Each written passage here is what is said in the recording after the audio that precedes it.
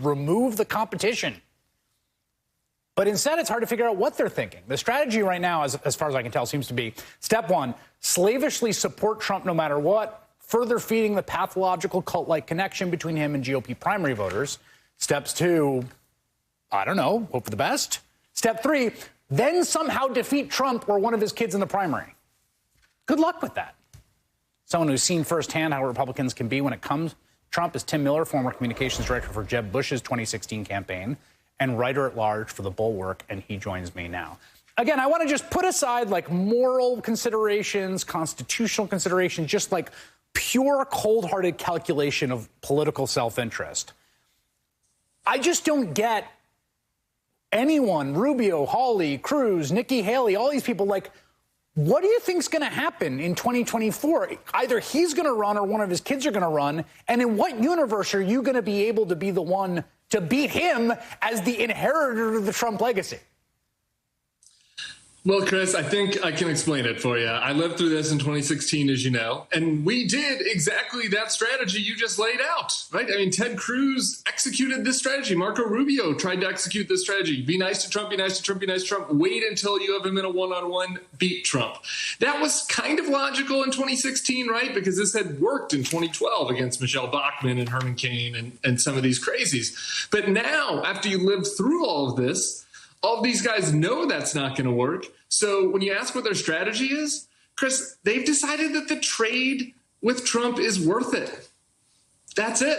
Like, they've decided what Trump brings into the party, the fact that all of these people show up to their rallies now, the fact that they were able to get all these judges through, that's a trade that they've decided was worth it. And they don't give a damn if Trump is going to try to overthrow the democracy or, you know, side with white nationalists or anything else. Oh, yeah. I mean, I think some of them are on board with the agenda. Like, I think actually that, like, Hawley actually opposes, like, majority rule as currently constituted. And I mean, I really mean that. Like, I think, like, the stand he took was about that. I mean, this idea that, like, the most charitable thing to say about these people is they're cowards. That's the most charitable thing to say, which is that they're making some calculation. I think the evidence is clear that a lot of them just, like, are on board with the Trumpist project. It's not that they're afraid of crossing him. It's like when you, like, Ron Johnson, I think, likes Donald Trump and thinks Donald Trump was a good president. And I think a lot of them think that way. For sure. Ron Johnson, look, in The Bulwark, we had one of the former Republican chairs, county chairs of Wisconsin, write about this. Ron Johnson told him that he thinks that the people that go to Trump rallies that storm the Capitol love America, and the people that go to Bernie rallies don't love America. So, yeah, some of these guys are on board with the project. Others of them, and I can disagree with you on this, actually, I think the cowards are worse. Others of them, like Marco Rubio, saw this clearly. In 2016, he said, if we nominate somebody like Donald Trump who keeps inciting this kind of violence, uses this violent talk, then eventually somebody's going to take him seriously, and that would be a disaster for this country. Wow. That's what Marco Rubio said in 2016. Now he's on board with it. Now he's like, that's great. You know, that's great. I want more. I want 4 more years of Donald Trump. So I think that's far worse to me, actually, than the Ron Johnson calculation. But that's what these guys have made. And they've had this opportunity so many times now. They had it after the Access Hollywood tape. They had it at the first impeachment. And now he's not even in office. He can't even hate tweet them anymore. Twitter's banned them. And still they are rolling over for him because it's what their voters want. They like the popularity that he brings. And as you said, some of them like the whole anti-democratic project. Yeah, it's wild, too, just because, like, having covered politics, right? You never get a vote to disqualify your opponent.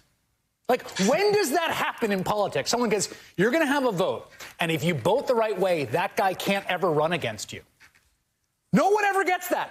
There is no universe. And here, the Democrats just coming up to the Republicans on a silver platter saying, this is right morally, it's correct constitutionally, but also it would do this thing. And they're like, not interested. We want Donald Trump. No thanks. Well, this is the thing. And not only that, Donald Trump is the clear favorite. They're taking out their best, challenger, right? I mean, if he wants to run in 2024, he's an overwhelming favorite. Hawley already said he'd support him. So, Chris, that's what I'm saying. They've all made this calculation, and none of them are up for this fight. And they're worried. I think that they're worried, frankly, that if they did it, they would end up losing to somebody even stupider than Donald Trump, Yes, right? That Marjorie Taylor Greene or a Fox News host would beat them. It is such a great point. So, like, it's so true. So they could it's get absolutely rid of him, true. The void left would be like, it'd be like, right. That is a very good point. Tim Miller, well, that was depressing, but thank you for making time tonight. That's what I'm here for, Chris. Ahead to under